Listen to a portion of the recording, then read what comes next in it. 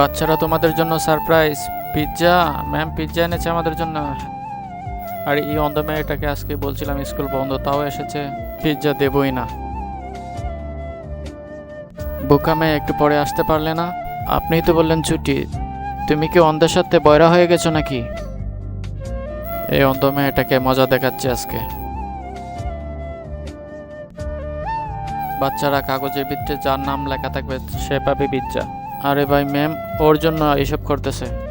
নাও কাগজগুলো তুলো, যার নাম উঠবে তাকে পিৎজা দিব।